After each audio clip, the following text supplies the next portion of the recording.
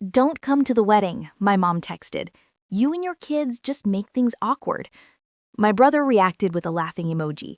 I replied, "Then you won't need my card for the venue." The group chat kept buzzing with laughter, completely unaware of what was about to happen next. I don't remember exactly when my mother stopped treating me like her daughter and more like her personal bank account, but I can tell you the exact moment I realized it was never going to change. It was a random Tuesday. I was in line at the pharmacy with my youngest kid sick at home, a $140 antibiotic in my hand, and my phone buzzed with a notification from the family group chat. I opened it expecting some update about the wedding, Jenna's wedding, which I had been helping organize, fund, and emotionally carry for the past 6 months. But no, there was no grading, no explanation, no warning. Don't come to the wedding. You and your kids just make things awkward. My thumb froze mid-scroll. Then Jenna reacted with a laughing emoji, and then another. Megan followed it up with, "LMAO, chill mom," like they were all in on a joke. A meme popped up, some girl being kicked out of a party. It wasn't just hurtful, it was surgical, deliberate, like they had planned it. I stood there in the pharmacy holding medicine my insurance didn't fully cover, realizing I just spent over $4,000 in the last few months helping Jenna with deposits, fittings, rental cars, even the damn floral arrangements. Not because she asked, but because I wanted to be included. Because I thought maybe this time things would be different. I replied once, "Then you won't need my card for the venue." No one took it seriously. Megan sent a crying, laughing gif. Jenna posted a photo of her wedding shoes. My mom said, "We'll figure something out. Don't make drama." I muted the chat. What they didn't know, what they never bothered to pay attention to, was that the venue contract was in my name. My credit card was the one they used for the initial $3,000 deposit. They didn't even show up to the first meeting. I did. I took time off work to sit there with the coordinator and walk through catering options and scheduling because Jenna was too stressed and my mom didn't want to drive across town. The next morning, the venue coordinator called me. I recognized her voice before she even said her name. "Hi, Chloe. I just wanted to check in. Someone from your party tried to make final payment, but it didn't go through. And since you're the primary on the contract," I asked a simple question. If I wanted to cancel the event, could I? There was a pause. Then she said yes. She even sounded like she understood. I canceled it, on the spot. And then I made a new reservation. Same date, same time slot, different event. A quiet vow renewal for my friends Carla and Denise, two women I've known since college who'd eloped during COVID and never got the celebration they deserved. They didn't believe me at first when I offered to fund the whole thing. I told them I needed a reason to feel good again. They cried. By noon the next day, Megan texted the group chat. "Why did the venue say the booking was canceled?" Then Jenna jumped in. "What is going on?" They still didn't message me directly. That night, I got a text from my stepdad, Rick. He said, "Your mom is freaking out.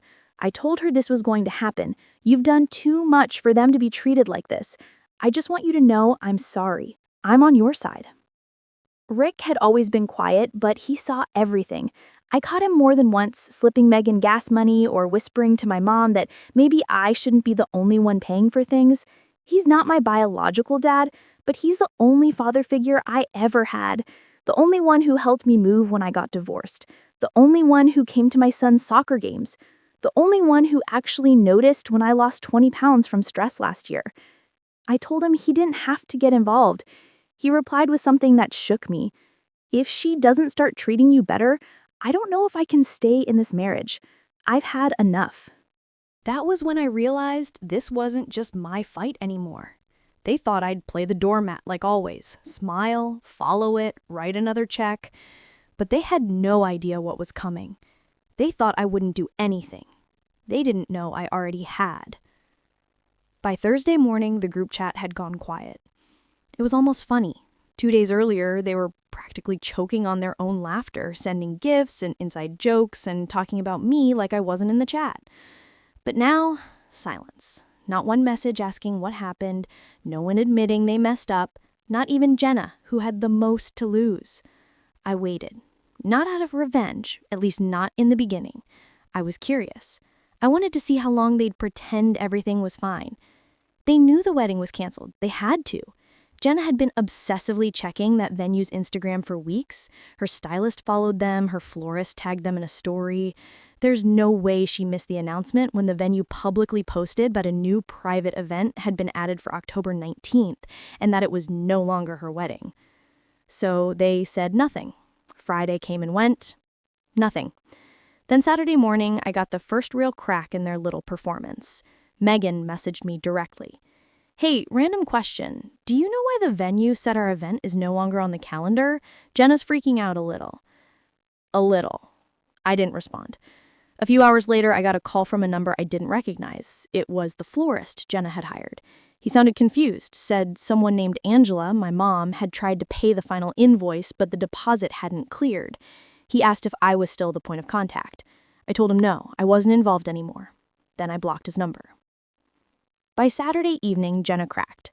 She texted me, Megan, and my mom in a new group chat titled Rebuild the Plan, like we were launching a military operation. Her first message, I'm done playing games. Someone better tell me what the hell is going on with my wedding. Then the call started. I ignored them. I finally picked up when my mom called the house phone, something she hadn't done in years. I figured it had to be bad. She didn't even try to ease into it. No apology, no acknowledgement of what she said, just accusations. You sabotaged your sister's wedding. How could you be so petty? I didn't answer the way she expected. I just asked her a question. Was I even invited anymore? She tried to spin it, said it was all a misunderstanding, that I was stressed, that she meant I should come later, not miss the wedding entirely. She blamed Jenna, said she was hormonal. Then she blamed me, said I was being dramatic. I hung up. That night, Rick texted. You okay? Just checking in. I told him the truth, that I wasn't sad. I wasn't even angry. I just felt done, like something in me had finally shut off and I didn't want to turn it back on again. He asked if I had time for coffee the next morning. We met at a quiet place downtown. He looked exhausted, said he'd been sleeping in the guest room, that the house had turned into a circus. My mom was furious, Jenna was hysterical, and Megan was trying to play peacekeeper while secretly blaming me. Then he leaned in and said something I never expected. If your mom doesn't change, I don't know how much longer I can keep doing this. I didn't marry her to watch her destroy her own daughter.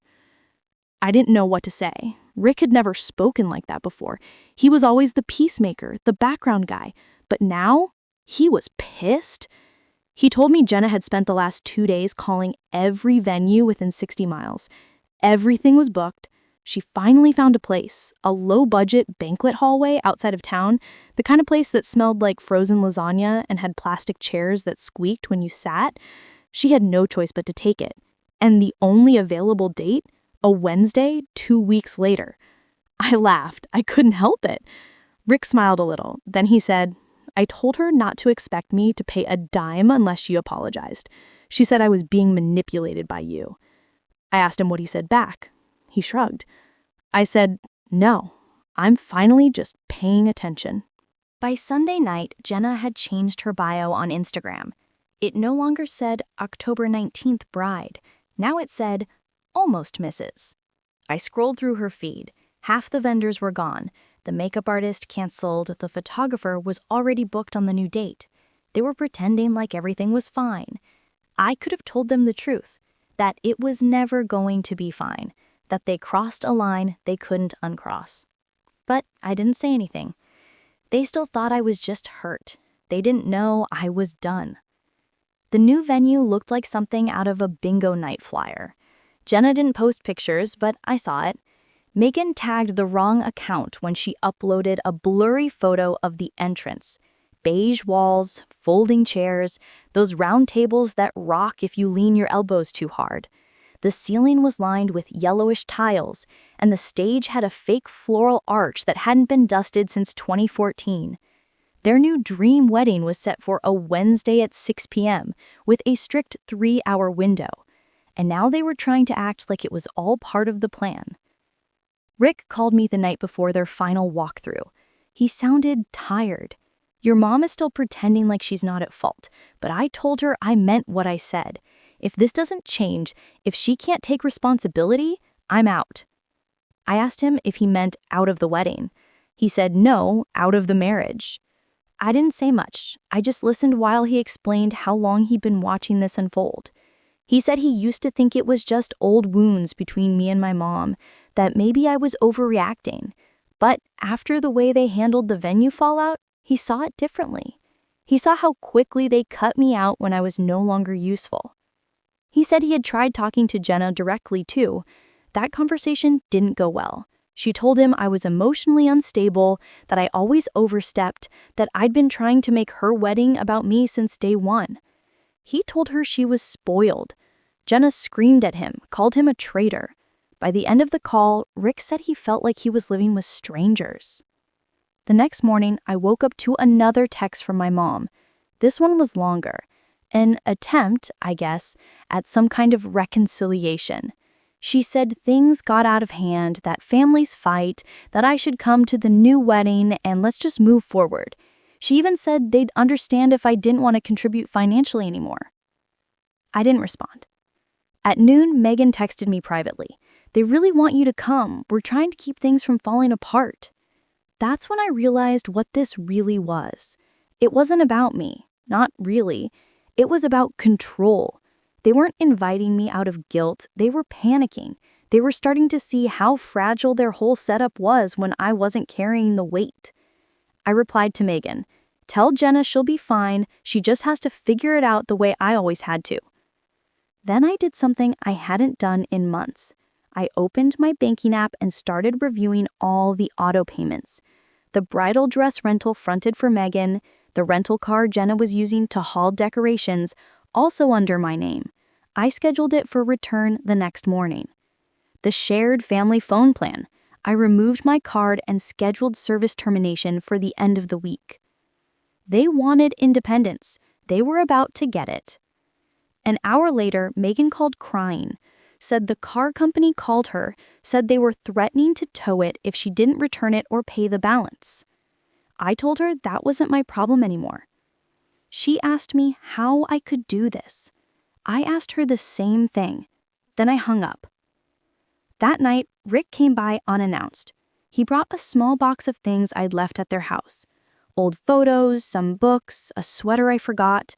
Said he wanted to return them before things escalated any further. Then he told me something I wasn't expecting. I took out a loan, $15,000, just enough to get them through the wedding. He said it like it hurt, because it did. I didn't tell him he was making a mistake. I knew why he was doing it. He still hoped he could hold the family together, even as it cracked in his hands. Before he left, I handed him an envelope, $2,000. He blinked like he thought I was joking. I told him it was for him, to help lighten the loan. I didn't want it to go to Jenna or Megan. I just didn't want him to suffer for their mess. He didn't say much. He just nodded, held the envelope, and looked more exhausted than I'd ever seen him.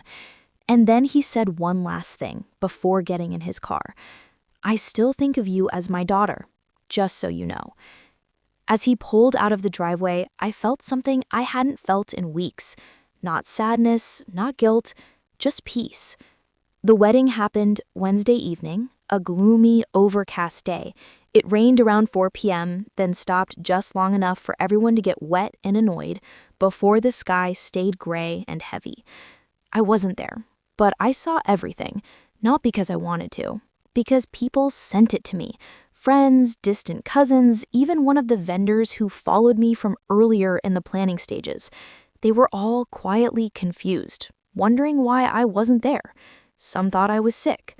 Others assumed I must have been traveling. But I knew what they were really asking. What happened? I didn't answer. I let the photos and stories roll in like a slow leak. The venue was worse than expected. One long room with tiled floors, the kind you mop with a push broom. Half the guests showed up late because of the timing. A third didn't show at all. The lighting was fluorescent. The cake melted. No one had brought a backup speaker, so the music kept cutting out. There was no MC, just Megan trying to shout over the noise and clap to cue the dances. But the best part?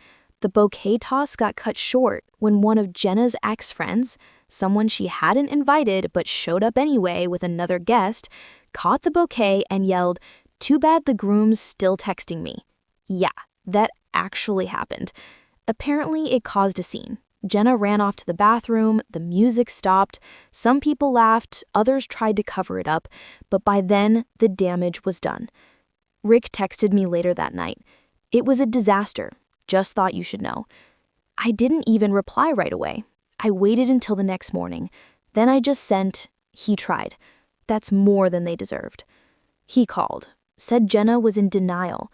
My mom kept saying it was just bad luck, that the rain ruined the vibe, that people were jealous of Jenna's confidence. He sounded tired again, but something had shifted in his voice. Then he told me something I hadn't heard before. After the ex-friend incident, Jenna and my mom pulled him into the kitchen of the venue and blamed him, said he invited the wrong people, that it was his fault for not controlling the guest list, for not paying more, for not stepping up.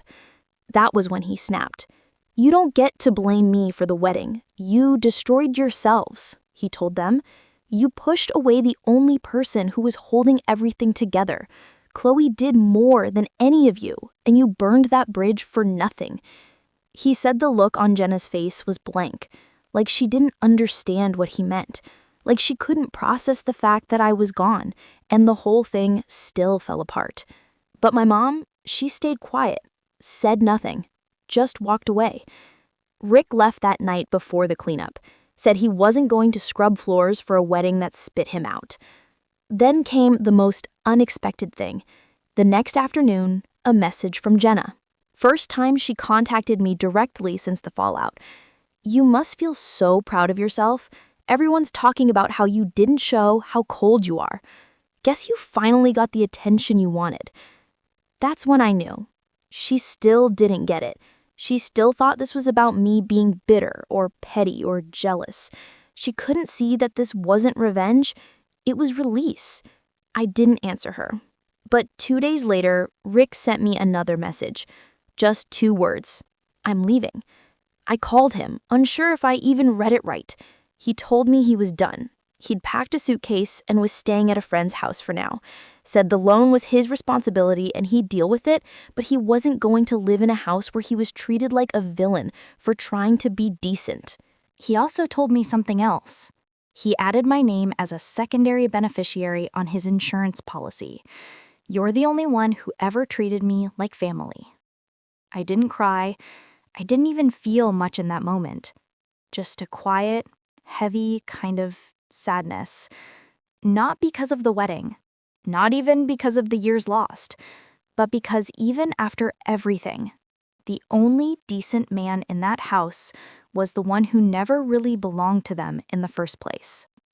I thought they'd at least last a few months before reaching out again, but it took less than 3 weeks. The first message came from Megan. "Hey, I'm sorry to bother you, but my card didn't go through for the car rental.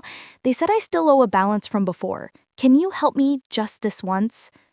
Just this once? The phrase they always used, like the last 50 times didn't count. I left the message on read. The next day, Jenna emailed me. Emailed, like it was some professional request. Subject line, "Help." "Hi, Chloe. I know we haven't been in touch and I'm not expecting anything, but we're kind of in a bind. The credit cards are maxed out from the wedding, and some of the bills are due sooner than expected. I wouldn't ask, but we're stretched really thin. I know you said you didn't want to be involved anymore, and I respect that. But if there's any way you could just help us this month, I'd be forever grateful." No apology, no acknowledgement of what they'd done, just the soft, strategic wording of someone who still thought I might bite if they sounded desperate enough. I didn't respond. Later that night, Rick called me again. "They're unraveling," he said. "Megan's trying to return her bridesmaid dress for cash. Jenna is calling the DJ, asking for a partial refund because the energy wasn't right. Your mom is pretending none of it is happening." Then he said something that stopped me. "Your mother asked me if I think you'd ever forgive them." I asked him what he said. He sighed. I said, "I don't think forgiveness is the problem. I think trust is. And they shattered it. A few days later, my mom texted, first time since the wedding. She didn't mention it, didn't ask about my kids, just said, "You've made your point, but this is still your family. You can't just cut everyone off."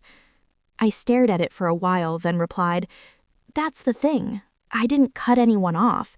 I just stopped funding my own mistreatment." She didn't answer after that. The calls started coming more frequently. Megan asking for money to fix her car, Jenna trying to get help covering rent, my mom claiming she needed a small loan to cover something for the house, though I later found out she just wanted to get her hair done before some community gala. I said no every time.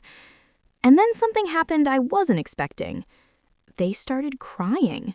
I don't mean literally, we weren't face to face, but the tone of their messages changed. The sarcasm disappeared. The emojis vanished. It wasn't just neediness, now it was panic. Rick told me the truth. The loan wasn't enough. Jenna blew through it within weeks. They'd overbooked on vendors, borrowed money from other relatives, and now they were cornered. She thought the wedding would fix everything, Rick said, but all it did was show her who wouldn't clean up after her anymore. He sounded done. He told me he offered to help Megan with her car if she apologized to me. Not for show, not for money, just a real apology, acknowledging what she'd said, what she did. She refused, said she didn't owe anyone anything. So Rick walked out of the conversation. He told me he was moving into a condo the following week, a small one-bedroom downtown. Said it was peaceful, said he could finally breathe. I didn't realize how bad it had gotten for him too. I'd been so caught up in my own fallout with them that I didn't see he was stuck in a mess he didn't create, trying to keep the roof from collapsing while they tore holes in the walls. I asked him if he regretted taking the loan. "No," he said, "because it bought me clarity. I saw what mattered, and it wasn't them." We sat in silence for a few seconds.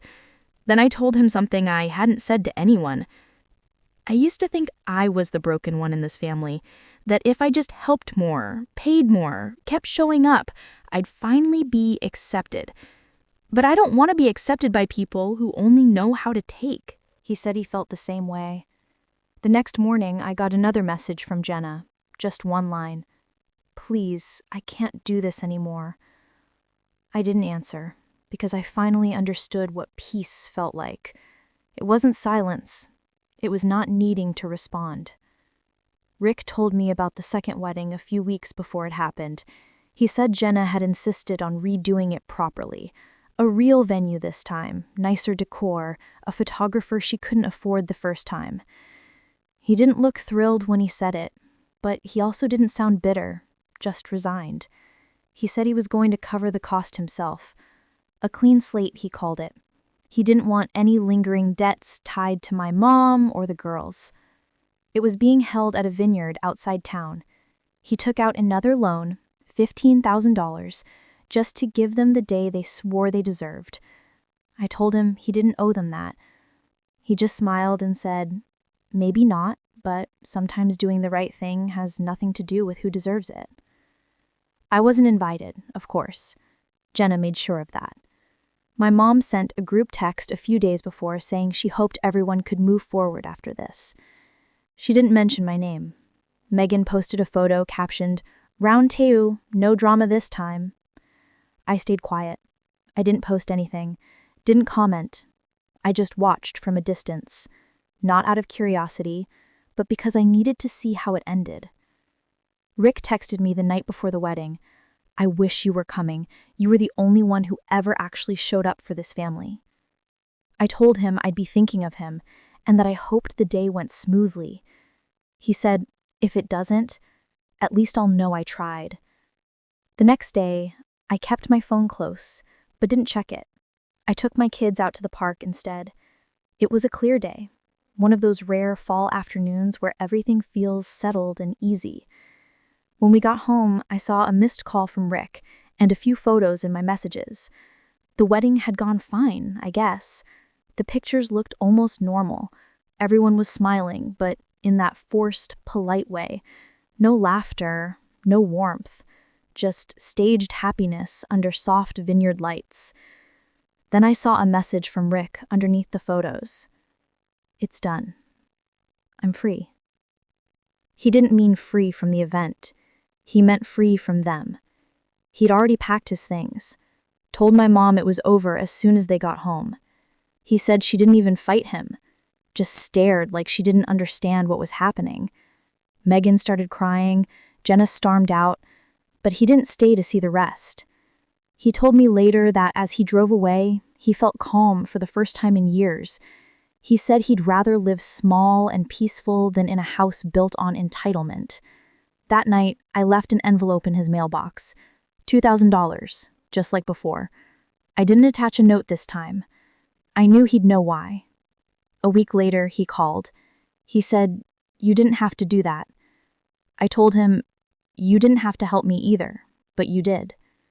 He went quiet for a moment, then said, "I'm proud of you. You know, you broke the cycle." I didn't say anything after that. There wasn't much left to say. Months passed. My mom and the girls went mostly quiet. I'd see the occasional post from Jenna, filtered photos, forced smiles, long captions about growth and boundaries. Megan moved back home after losing her job. My mom pretended she was thriving, posting motivational quotes between passive-aggressive memes. Rick and I still meet for coffee once a month. He's different now, lighter, happier. He's dating again, actually. Someone kind, someone quiet. I'm glad for him. Sometimes he brings up the wedding and we laugh, not out of cruelty, but disbelief. Like, we both can't believe we survived it. And every so often, when I think about that first text, "Don't come to the wedding, you and your kids just make things awkward," I almost feel grateful for it. Because if she hadn't sent it, I'd probably still be paying for people who never intended to see me as family. Now, I don't pay for anyone. I just live. And that finally feels like enough.